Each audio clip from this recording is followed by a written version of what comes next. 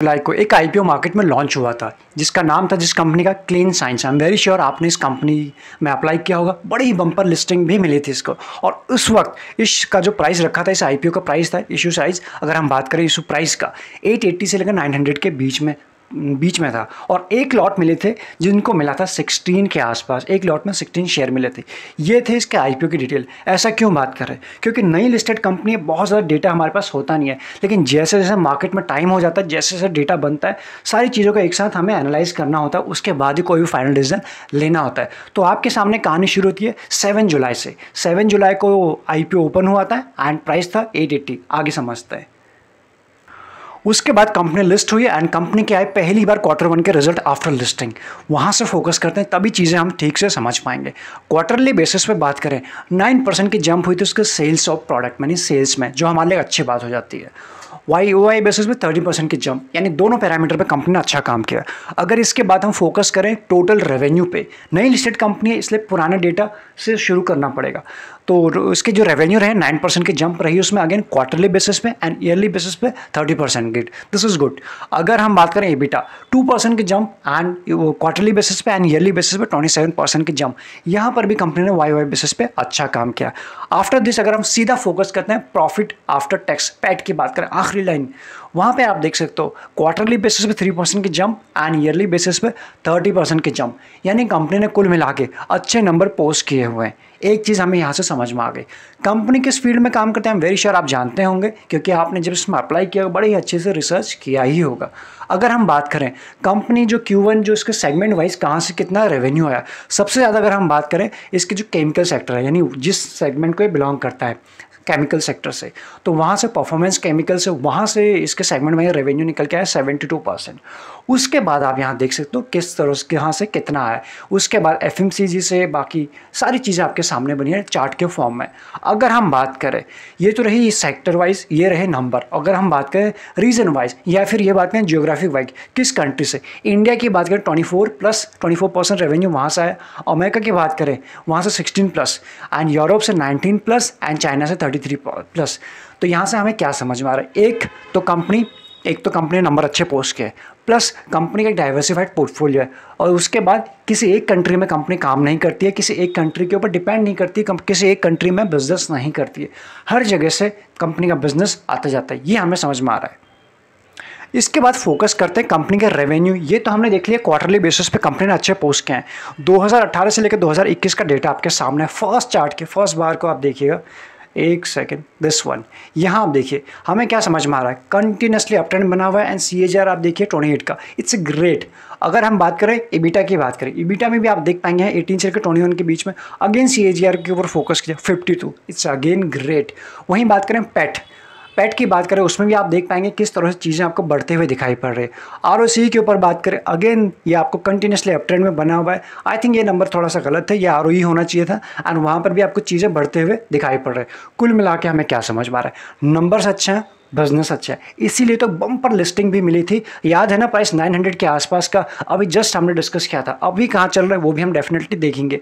इसीलिए इसको रफली जहाँ तक मुझे याद है, एग्जैक्टली याद नहीं है, 80% प्लस के 80-85 के आसपास की इसकी लिस्टिंग हुई थी। इससे ग्रेट लिस्टिंग। तो क्वार्टरली पे बेसिस पे हमने देख लिया एंड हमने देख लिया कि इसमें किस तरह से बाकी चीज़ें हुई है। अगर हम फोकस करें जून, मार्च और इस जून में 3 क्वार्टर में सिर्फ क्विकली फोकस कर लेते हैं क्या रिकवरी हो रही है। 42 था जून 2020 में नेट प्रॉफिट, और मार्च में हुआ 53 अप, और उसके बाद इस क्वार्टर में अप अगेन 55, यानी चीज़ें आपको बढ़ते हुए कंटिन्यूसली दिखाई पड़ रही। This is great. इसके बाद कंपनी को कुछ रेशियोज के फॉर्म में समझने की कोशिश करें। आप यहाँ देख पाएंगे 3 साल में जो इसकी सेल्स ग्रोथ है 28+, again this is great according to me. 1 साल की बात करें 22, यहाँ पर भी अच्छा है। नेक्स्ट अगर हम बात करें प्रॉफिट ग्रोथ, यहाँ पर भी आप देख सकते हो इट्स ग्रेट, यानी किसी भी पैरामीटर पे कंपनी ने हमें डिसअपॉइंट नहीं किया नंबर्स के फॉर्म में। नेक्स्ट अगर हम बात करते हैं ROE के, ROE भी आप यहाँ देख सकते हो 44+ एंड 44 ऑलमोस्ट 45+। ऑल्दो 44 काफ़ी अच्छा है, उसमें भी हमें इंप्रूवमेंट होता हुआ दिखाई पड़ रहा है। ये हमारे लिए और अच्छी बात हो जाती है। ROC की बात करें, यहाँ पर भी आप देख सकते हो 60-59, दिस इज़ अगेन ग्रेट। यानी यहाँ पे कोई भी पैरामीटर ऐसा नहीं है जहाँ पे हमें थोड़ा सा डाउट हो जाए इस कंपनी के ऊपर एज ऑफ नाउ। आगे क्या होता है कोई नहीं जानता, किस तरह से चीज़ें बदल सकती हैं किसी को नहीं पता। नेक्स्ट अगर हम बात करें म्यूचुअल फंड की, अगर हम बात करें, ये 4 mutual fund as of now इस कंपनी में इन्वेस्टेड हैं। सबसे पहले बात करें एक्सेस ग्रोथ अपॉर्चुनिटीज, सेकंड है एक्सेस इक्विटी हाइब्रिड, थर्ड है Edelweiss recently listed IPO fund, और उसके बाद मिरई एसेट। ये 4 फंड हैं जिन्होंने एज ऑफ नाउ इसके ऊपर इन्वेस्ट किया हुआ है। कंपनी के ऊपर डेट है कितना है, 2.69 CR है, काफ़ी कम कह सकते हो, ऑलमोस्ट आप जिस हिसाब से कंपनी डेट फ्री कह सकते हो। कंपनी के पास कैश कितना है, 8.18 के आसपास, यानी कंपनी के पास डेट है काफ़ी कम है, लेकिन कैश उससे ज़्यादा है। कंपनी चाहे तो कभी भी इसे रीपे कर सकती है। अब हम चलते हैं यहीं से जहाँ से शुरू किया था, 880 से 900 के बीच में इसका IPO आया था, एंड ये आपके सामने इसका चार्ट ओपन है, और जो इसकी ओपनिंग रफली इसने टच किया था हाई, ऑलमोस्ट रफली अगर हम बात करें इस प्राइस के आसपास, ये हमें 1800 दिखाई पड़ रहा है, रफली उसी के आसपास गया, यानी 800 से 900 से, यानी 800 से 900 के बीच में आपको 1800 किस तरह से इसमें जंप आया आप यहाँ देख सकते हो। उसके बाद सीधा इसमें प्रॉफिट बुकिंग आनी थी, और बिल्कुल आनी भी चाहिए, यही एक रूल होता है। जिस तरह से एक अच्छी लिस्टिंग गेन के बाद कुछ तो इसमें प्रॉफिट बुकिंग होनी चाहिए, ऐसा तो नहीं कि यहाँ ओपन हो और सीधा यहाँ 1800 से 24 और 36, ऐसा तो बिल्कुल पॉसिबल नहीं है। अगर ऐसा हो रहा है तो फिर तो उसमें हाथ भी नहीं लगाना है। ये भी चीज़ है, जब तक कोई चीज़ें हेल्दी वे में, प्रॉपर वे में एंड रूल के अकॉर्डिंग ना जाए तब तक उससे दूर रहना। फिर चाहे कंपनी की बात करें या फिर किसी मार्केट के, हम इंडेक्स की बात करें, ये तो एक चीज़ रह गई। यहाँ पे अब क्या हो सकता है, वन डे का चार्ट लगा हुआ है, और चार्ट को हम समझे, अगर आप अभी तक प्राइवेट चैन का पार्ट नहीं बने, डिस्क्रिप्शन में आपको लिंक्स मिल जाएंगे, प्लस प्रोसेस मिल जाएगा, या फिर आपके पास डीमैट अकाउंट नहीं है उसके भी आपको लिंक्स मिल जाएंगे। साथ ही में आप एक्स्ट्रा लर्निंग के लिए आप ज्वाइन बटन भी कंसिडर कर सकते हैं, वो आपको चैनल पर मिल जाएगा। उस पर कई सारी चीज़ें हम सिखाने की कोशिश करते हैं, प्लस अपने जो रियल टाइम बेसिस पर कई सारे ट्रेड आपको मिलते रहेंगे हर टाइप के। एक बार चेकआउट ज़रूर कर लीजिएगा। यहाँ पे हमें क्या समझ में आ रहा है, ये जो प्रॉफिट बुकिंग हो चुकी थी उसके बाद, और इस लेवल के आसपास ने रफली बेस बनाया था, और वहाँ से धीरे धीरे हम ये देख रहे हैं वन डे के टाइम फ्रेम में इसमें जो ट्रेंड था वो रिवर्स हो चुका है, रिवर्सल होते हुए दिखाई पड़ रहा है। ये जब भी इसमें कुछ पुल बैक आ रहे थे यहाँ से, इससे पहले ये अपने 20 डे EMA के आसपास जा रहा था, वहीं से हमें एक प्रेशर दिखाई पड़ रहा था। फर्स्ट टाइम की बात करें, अगर हम इस लाइन को यहाँ से ड्रॉ करें कुछ इस तरह से ये जो लाइन है, अगर हम इसको यहाँ पे रफली ड्रॉ करने की कोशिश करें, जब भी जाता था अपने 20 डेज से, वहीं से उसको प्रेशर आता था, सही 1 2 3 4, और फाइनली इसने यहाँ पे जाके इसको ब्रेक कर दिया है। जो इसका एक ट्रेंड बना हुआ था प्रॉफिट बुकिंग का, वहाँ से उसको ऊपर आना शुरू हो चुका है, इसलिए यहाँ से वापस इसमें अच्छी अपॉर्चुनिटीज बनते हुए दिखाई पड़ रही है।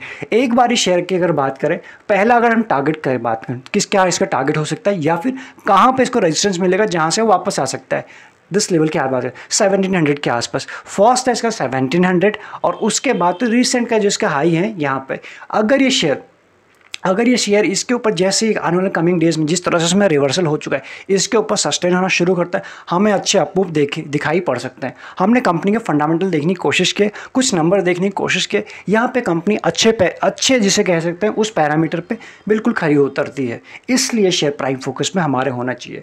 ऐसे में क्या करें, जिनके पास है वो, जिन्होंने अभी रिसेंट हाल फिलहाल में ले रखा है, इस लेवल के आसपास कहीं भी ले रखा है, आपको बस एंजॉय करना है। जो आपके आंख के सामने से रैली आने वाली है कमिंग डेज में, उसे आपको बस एंजॉय कर रहा है। फ्रेश बाइंग के लिए क्या करंट लेवल ले सकते हैं, देखिए यहाँ से हमारी पर्सनल स्ट्रैटेजी यूज होती है।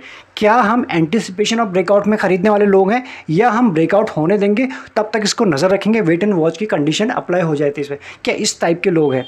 अदरवाइज आप देख सकते हो कि इतना आपको वेट एंड वॉच करना पड़ेगा, एक बार इसके ऊपर निकल जाएगा, जो टाइम होता है ना इसके बीच में कंसोलिडेशन का टाइम, ब्रेकआउट से पहले का टाइम, कई बार बड़ा लंबा टाइम खिंच जाता है, वो सारा टाइम बच जाएगा, और एक बार इसके ऊपर निकल के सस्टेन होना शुरू होता है तो हमें बड़े ही अच्छे ऊपर के लेवल्स भी दिखाई पड़ सकते हैं। इसलिए यहाँ से पर्सनल यहाँ से हमारी स्ट्रैटेजी हो जाती है। क्या हमें ऐसा लगा ठीक है ना यार, कुछ टाइम ले लेगा तो ठीक है, लेकिन यहाँ पे मैं थोड़ा और सस्ते में खरीद लेता हूँ, तो आप यहाँ पर भी ले सकते हैं छोटी छोटी क्वांटिटीज़ में, अदरवाइज यहाँ पर भी ले सकते हैं। It's completely depend on us.